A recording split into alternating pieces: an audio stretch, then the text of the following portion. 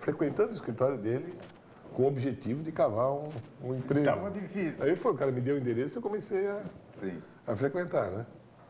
Mas ele sempre jogando para frente, etc. Tal. Aí chegou no final do ano, eu não passei na Mapofei. Tive uma discussão com meu pai, porque ele, pelo radicalismo, pela vida que ele teve, ele não era uma pessoa muito fácil de a gente argumentar, né? E aí peguei minhas coisas e vim embora. Aí aluguei um quartinho aqui na cabeceira da ponte. Cabeceira da ponte. Queres contar onde é o lugar, não? É ali onde hoje tem um motoboy. Mototáxi ali. Ali, Aquela casa, como era o nome da dona? Realmente, infelizmente, ela que me perdoe, não, me parece que já faleceu, inclusive. Mas de repente saiu o nome dela. É. E tinha um quartinho com um banheiro coletivo, ela alugava para vendedores, etc. E eu aluguei um quartinho ali. E um determinado dia chega um primo da Rita, um famoso, muita gente conhece o Blumenau, Paulo Sense, Paulinho Sense na época, gurizão ainda, recém-casado, a esposa grávida da primeira filha, me convidando para ir para São Paulo para ver se a gente conseguia empresas para representar em Blumenau. Aí andamos em São Paulo, nós pegamos uma Brasília que ele tinha, a esposa dele grávida.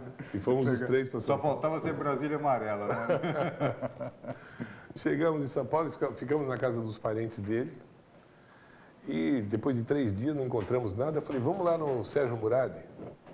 Ele tinha escritório no que bairro lá? Na rua Maria Antônia, na Consolação, próximo do cemitério.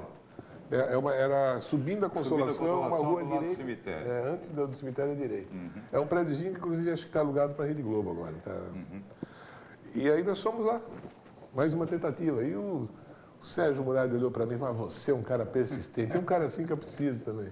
E contratou nós dois para ser representante da JBS Murad, contato de venda aqui na região. Que era de carregar pastinha mesmo? Carregar pastinha e de porta em porta. Exatamente. E, só que ele nos deu um curso de venda, né? Ele deu uma maletinha com um monte de material. Deu um kit de publicidade. E falou, vai lá vender publicidade na 25 de março. Essa história você vai contar depois do intervalo comercial, porque fazer um kit de publicidade no 25 de março é para tirar diploma, cara. Olha, nós vamos rapidamente ao intervalo comercial e na sequência a gente volta com mesa de bar. Um brinde aí. Oh, mas que papo gostoso. Mesa de bar.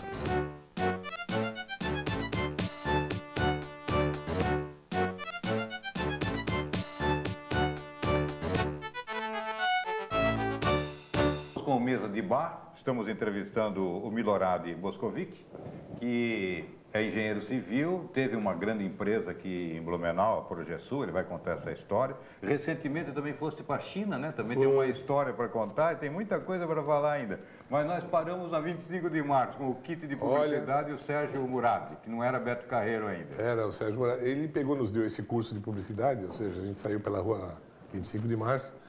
Bom, não precisa nem dizer que quando a gente foi abrir a maleta na primeira lojinha de tudo, ele tremia, assim, né? Deixei a minha caneta lá. E o teu colega estava junto? Paulinho Sense estava junto também? E tremia junto também? Tremia, mas a gente foi se aperfeiçoando, sabe? Aí acabamos indo para Santo André, cobertores... Paraíba? Não, tinha cobertores... É uma fábrica de cobertores da região do ABC, lá. Deu um branco agora. Sim. Aí depois a gente terminou o curso, né? O extensivo, aliás, o intensivo. Aí viemos para Blumenau. Eu e o Paulinho, uma semana depois que a gente já estava trabalhando junto, visitando algumas empresas e tal, o Paulinho resolveu montar a imobiliária dele, que depois chegou a ser a grande empresa de empreendimentos imobiliários da Ciência Empreendimento. Mas naquele começo, ele começou com aquela imobiliária e progrediu muito rapidamente. E eu continuei, quase um ano trabalhando, vendendo publicidade para o Sérgio Murad, e posso dizer que aprendi muito com ele. Aprendi muito com o Sérgio Murad, é um cara que, uma das coisas que eu aprendi com ele é não desistir nunca. Olha aí. Uma das visitas que a gente fez, que até é interessante contar, que é muito pitoresca essa história. A primeira vez que ele foi visitar a Bittner, eu estava junto.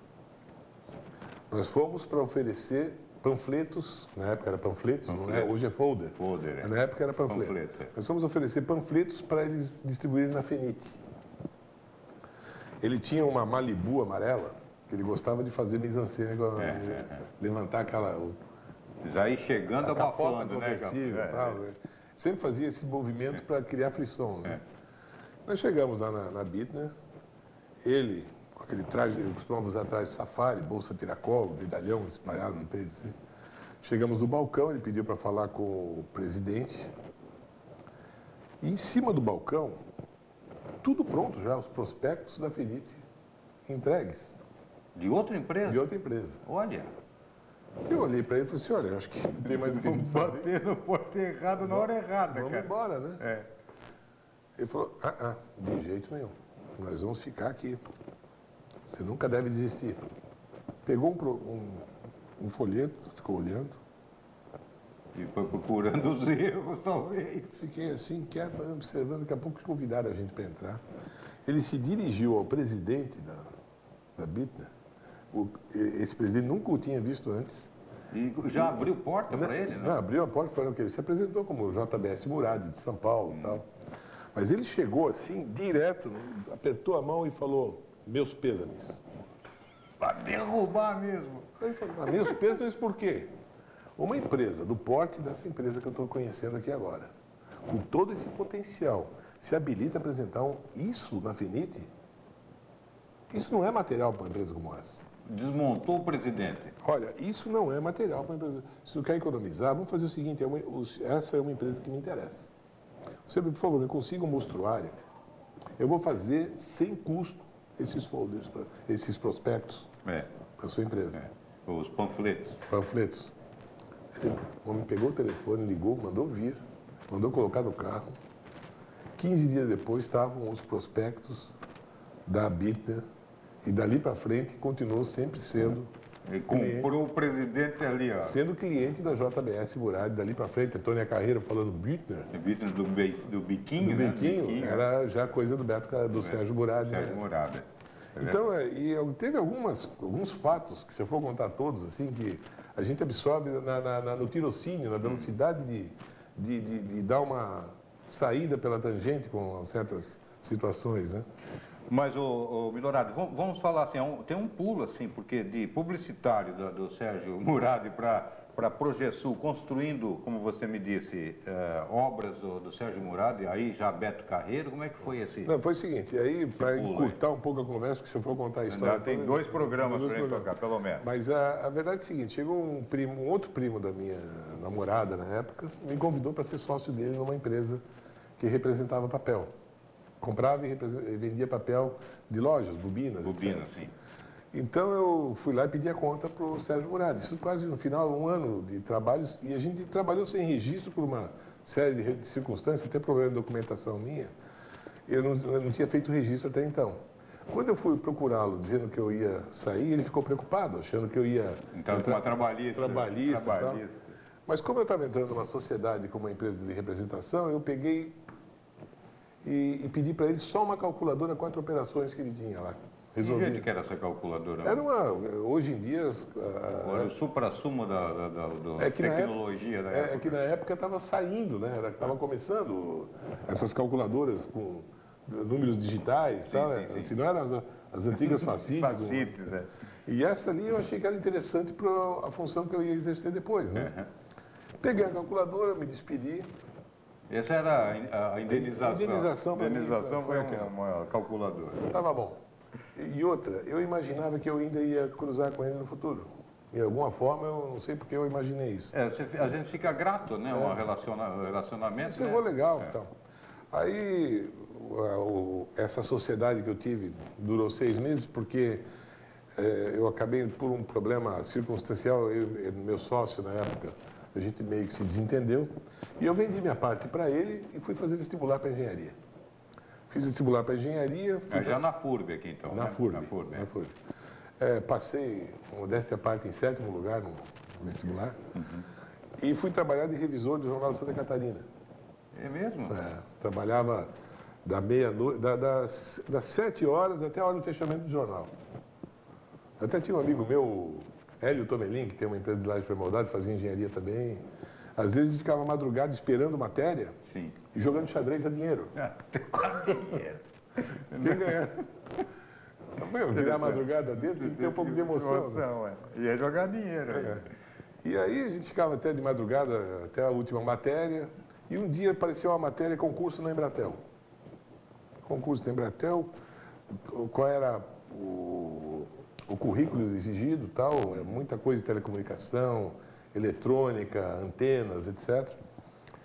Aí eu peguei, comprei uns livros traduzidos, comprei num sebo, livros traduzidos da Marinha Americana com esse material. Sim. Debrucei em cima daquilo e era prova dissertativa, não era múltipla escolha, não existe. Não existia, acho que não tinha esse negócio de X. Estava começando assim na época, alguns vestibular, mas ali era prova dissertativa. Eu peguei, estudei um monte. Quando eu cheguei, o pessoal que concorreu para esse concurso lotou o anfiteatro da FURB que tinha lá. Estavam 450 candidatos e só tinha 2 vagas. Olha, só passou um e fui eu. Poxa, único? Único. A outra vaga não foi preenchida nesse concurso. Pode buscar nos currículos da Embratel que Poxa, fosse o único. eu fui o único que passou. Aí trabalhasse quanto tempo lá? Trabalhei 6 anos na Embratel. Lá. E a sede era onde? Aqui na Avenida Brasil. Na Avenida Eu Brasil. disse que a minha história... História é só ponta aguda, cara. Ponta aguda aqui. Que bom. E aí depois? Aí me formei em engenharia, para encurtar a conversa. No Conversa. segundo ano de faculdade eu me formei, me casei. Me casei com a Rita, foi minha namorada, assim. E aí... Ela tem uma história para contar também para nós, hein? Meu Deus do céu. Acho que a próxima mesa de bar vai ser com a Rita. só de ter me aguentado.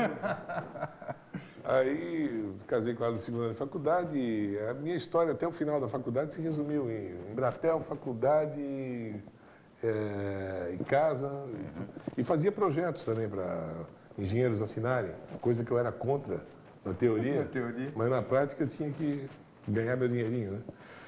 Bom, nós temos mais um intervalo comercial. Vamos para um intervalo comercial e daqui a pouquinho a gente volta para falar um pouquinho mais da atualidade, né? O Milorad Boscovic vai falar a respeito da Progesul e do seu trabalho nos últimos dias, né? Para a gente contar um pouquinho da realidade. Até já. Vamos lá, ouvir. Mesa de bar.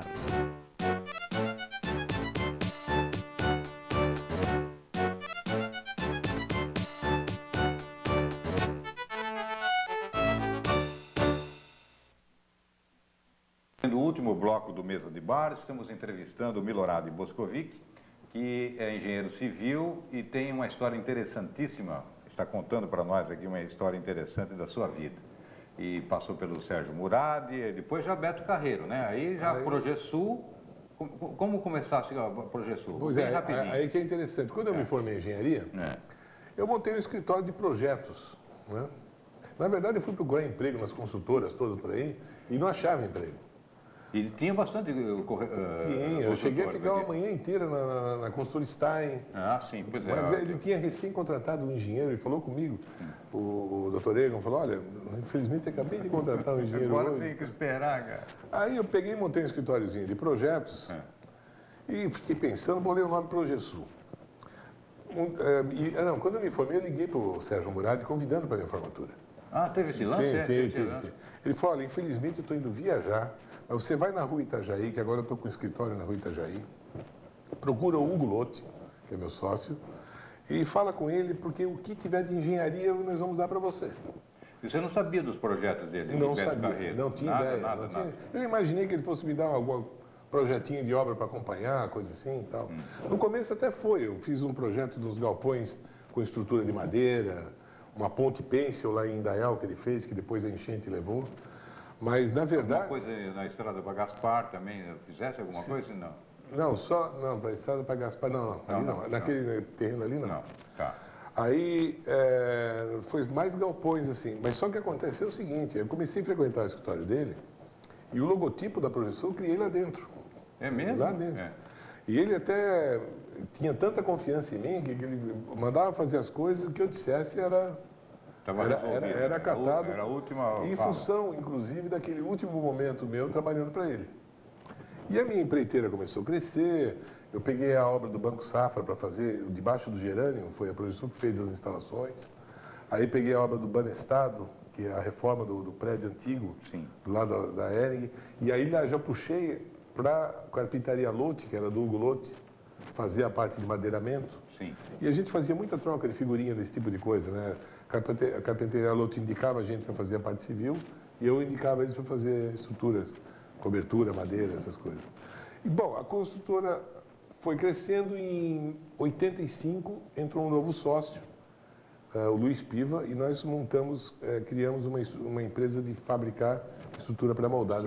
Essa foi a mais conhecida de muita gente, né? Olha, eu acho que nós chegamos a ser a terceira do estado. É verdade, muito grande. E aí foi crescendo, só que começaram a se proliferar empresas pequenas que não eram tão cobradas, assim, tanto pelo sindicato, tanto como Ministério do Trabalho. Sabe que quando a empresa chega um nível alto, começa a complicar, na verdade. Começaram a complicar. Né? Aí você tem que ter não sei quantos funcionários, você tem que determinadas regras para cumprir. Tem que ter CIPA, né? CIPA, exatamente. CIPA e outras coisas, aí começa a complicar. E segurança no trabalho, a gente dava toda a segurança no trabalho. A gente nunca ficou chateado por isso. Mas o nosso custo estava mais alto, então a gente tinha que criar alguma alternativa onde os outros não pudessem competir. E a gente cometeu um erro, a gente resolveu investir no protendido, concreto protendido, que é um sistema construtivo onde você traciona cordoalhas de aço, faz a concretagem e depois que dá a pega do concreto, você solta. Então você cria tensões internas opostas àquela que o concreto vai ser solicitado. E o custo de implantação disso foi muito alto na época. Então a gente se descapitalizou, criou uma linha de proteção com 80 metros de comprimento, e o grande custo da proteção é a proteção.